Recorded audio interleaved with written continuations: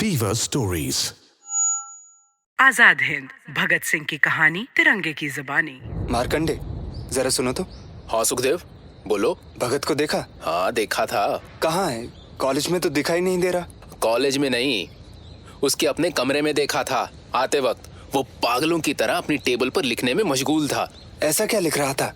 पता नहीं, पागल आदमी है। बस बड़बड़ा रहा था और लिखता जा रहा था। रात की झड़प के बाद मैंने उसे छेड़ना जरूरी नहीं समझा। आओ मेरे साथ। भगवती भाई बहुत नाराज है और वो कमबख्त आया नहीं। छोड़ो ना सुखदेव भाई, बच्चा है अभी, समझ जाएगा। वो बच्चा है तो हम कौन से बड़े हैं? वही कहता है ना, क्रांतिकारी का कोई धर्म कोई जात नहीं होती। उसे ये समझाना है कि क्रांतिकारी की कोई उम्र भी नहीं होती।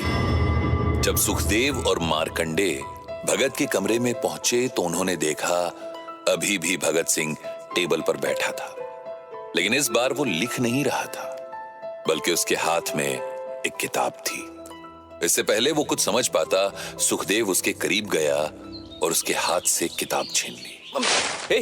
ओह, तो रूस की क्रांति पढ़ी जा रही है। क्या बात है। तो अपने इंटरमीडिएट के कोर्स की किताबें छोड़कर तुम इस तरफ अपना ज्ञान अर्जन कर रहे हो। ये क्या तरीका है? लाओ मेरी किताब मुझे वापस दो। कॉलेज क्यों नहीं आए? मैंने कहा ना, मेरी किताब वापस दो।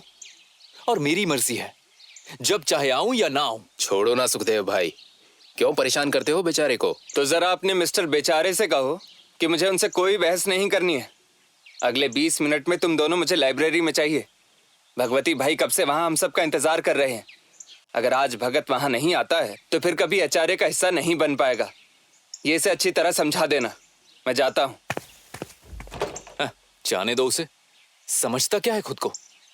तुम ही बताओ, मैंने गलत क्या किया है जो ये बार बार मुझ पर धौंस जमाता है? शांत हो जाओ भगत, तुम उसे गलत समझ रहे हो। वो दिमाग का थोड़ा गर्म है, लेकिन दिल का बहुत अच्छा है। जरूरत पड़ने पर तुम्हारे लिए जान भी दे सकता है। जान देने से मैं भी पीछे नहीं हटूंगा, बशर्ते मेरी जान देश के काम आए। देखो भगत, मैं समझ सकता हूं, तुम पढ़े लिखे सुलझे हुए बंदे हो। तुम्हारे काम करने का अपना तरीका है। मगर दोस्त, ये बात तुम भी जानते हो कि अकेले कुछ नहीं कर पाओगे। अपने छत्ते से जुदा हुई अकेली मधुमक्खी ना तो शहद इकट्ठा कर सकती है और ना अपने अकेले डंक के दम पर शिकारी को घुटनों पर ला सकती है। कुछ उखाड़ना चाहते हो तो झुंड में रहना सीखो और उसके तौर तरीकों को समझो। मैंने कब मना किया? मना तो मैं भी नहीं कर रहा हूं। अब चलो, भगवती भाई इंतजार कर रहे हैं। लेकिन वो मेरे नोट्स क्यों उठाकर ले गया है? चलो यार, वहीं पता चल जाएगा सब। हाँ चलो। देखे तो क्या लिखा है जनाब भगत सिंह ने? वो मेरा पर्सनल मटेरियल है, वो मुझे वापस चाहिए भगवती भाई। देखा आपने भगवती भाई, हर वक्त यही तेवर रहते जनाब के। जिसमें तेवर ना हो वह क्रांति नहीं कर सकता सुखदेव। तेवर होना अच्छी बात है, लेकिन हमारे प्रिय मित्र भगत सिंह शायद ये भूल गए कि क्रांतिकारी का अपना पर्सनल कुछ भी नहीं होता। क्यों भगत, मैंने सही कहा ना? जी, आपने बिल्कुल ठीक कहा भगवती भाई। तो फिर तुमने कैसे सोच लिया कि तुम्हारा कोई फैसला अपना भी हो सकता है? एक ही वक्त में हमारे दल के साथ जुड़कर भी काम करो और दूसरे किसी दल के साथ भी काम करो, और वो भी हमें बताए बिना, चोरों की तरह छुप छुप कर। समझते क्या हो खुद को? मुझे लगता है कि क्रांति की राह पर चलना मेरा अपना खुद का फैसला था। उसमें किसी और की सोच का अंश मात्र भी शामिल नहीं था। आपसे मिलना भी मेरा ही फैसला था, और भगत सिंह कभी कुछ चोरी चुपके नहीं करता। मेरी नीयत, मेरे इरादे, मेरी सोच गंगा जल की तरह पवित्र और हिमालय की तरह अविचल है। वक्ता अच्छे हो, मैं तारीफ पहले भी कर चुका हूं। मुझे भाषण नहीं, जवाब चाहिए। बिना बताए दूसरे दल में क्यों गए थे? पहला, उनकी मदद करने के लिए, और दूसरा, क्रांतिकारी भावना रखने वाले ज्यादा से ज्यादा लोगों से मेलजोल बढ़ाने की नीयत से गया था। तुमने अभी तक उनके साथ कौन कौन से एक्शन किए हैं? कोई सच्चा क्रांतिकारी कभी अपने दल के एक्शन सार्वजनिक नहीं करता। फिर तो तुम ये भी जानते होगे कि अपने गुट से अपनी किसी भी एक्टिविटी को छुपाना धोखे और गद्दारी की सीमा में आता है। और तुम इस बात से भी परिचित होगे कि क्रांतिकारी गुट में धोखे की सजा भी हो सकती है। मेरे मुंह खोलने से यह बात सिर्फ आपके कानों तक नहीं, बाहर भी जा सकती है, और उन लोगों के लिए जान का खतरा भी साबित हो सकती है। इसलिए मैं अपना मुंह बंद रखना ही बेहतर समझूंगा। फिर भले ही सजा बद से बदतर क्यों ना हो, चाहे मौत क्यों ना हो। सुखदेव, मुझे अपनी रिवॉल्वर दो। छोड़िए ना भगवती भाई, मैं समझाता हूँ इसे। मैंने कहा ना रिवॉल्वर दो। मजबूरन सुखदेव ने अपने कुर्ते की जेब से एक रिवॉल्वर निकाली, भगवती चरण के हाथ में थमाई और पीछे हट गया। भगवती भाई ने रिवॉल्वर खोली और अपनी जेब से एक गोली निकालकर सिलेंडर के चैम्बर में डाल दी और सिलेंडर घुमाते हुए भगत के हाथ में पकड़ा दी। भगत सिंह की उंगलियां रिवॉल्वर के हत्थे पर कस गईं। उसने नजर उठाकर उन तीनों की तरफ देखा। देखते क्या हो, ये मेरा फैसला है और तुम्हारी सजा है। सोचो मत, माथे पर रखो और ट्रिगर दबाओ। सजा ही देनी है तो आप अपने हाथों से क्यों नहीं देते? वैसे मैं आपकी जगह होता तो लोडेड पिस्तौल आपके हाथ में नहीं देता।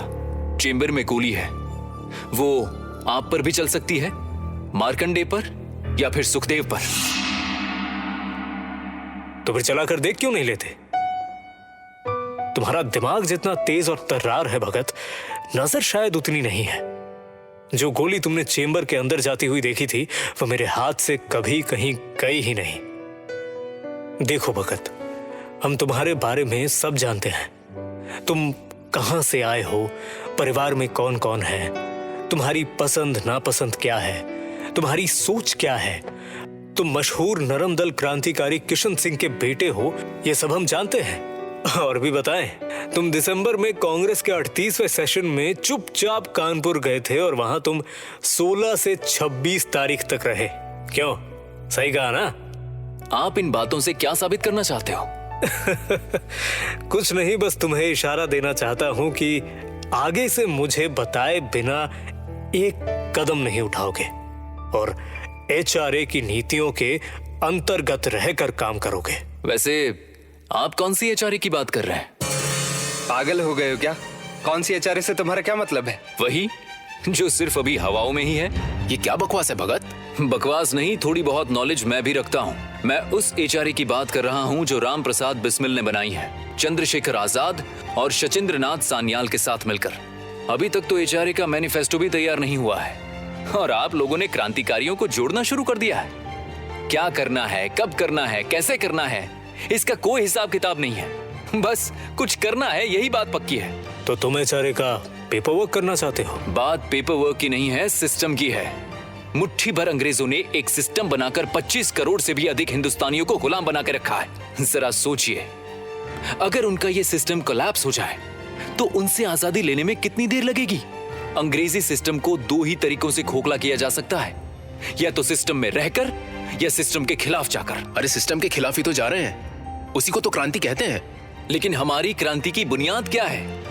चंद बिखरे हुए क्रांतिकारी, कुछ कमजोर धन कुबेरों से मिला हुआ छोटा मोटा चंदा, कुछ लुटे हुए हथियार, मोहल्ले चौपालों में कुछ एक देश प्रेमियों की आजादी भरी यलकारें, बस यही ना, या कुछ और भी है?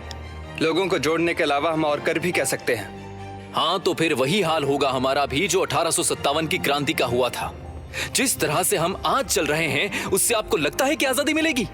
हरगिज नहीं। जब तक हमारी क्रांति में भी एक सिस्टम नहीं होगा, प्रॉपर लीडरशिप नहीं होगी, पूरी रणनीति के अनुसार एक्शन को अंजाम नहीं दिया जाएगा, तब तक आजादी हमसे उतनी ही दूर रहेगी जितनी की आज नजर आती है।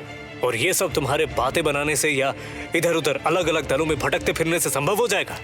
माफ कीजिएगा भगवती भाई, भटकते तो आप भी फिर रहे हैं। भगत! चिल्लाना मुझे भी आता है सुखदेव, इसलिए बेहतर होगा कि तुम जो कहना चाहते हो प्रेम पूर्वक कहो। मुझे तुमसे कोई बात नहीं करनी। भगवती भाई, आप ही समझाइए इसे। चलो मार्कंडे, बहुत भूख लगी है। मेरा दिमाग और पेट दोनों खाली हो चुके हैं। मजाक चल रहा है क्या? अकेला कोई कुछ नहीं खाएगा पिएगा? अरे जब जीना मरना एक साथ है तो खाना पीना अलग अलग क्यों? मैं भी तुम लोगों के साथ चलता हूँ और भगत भी आज का लंच हमारे साथ ही करेगा।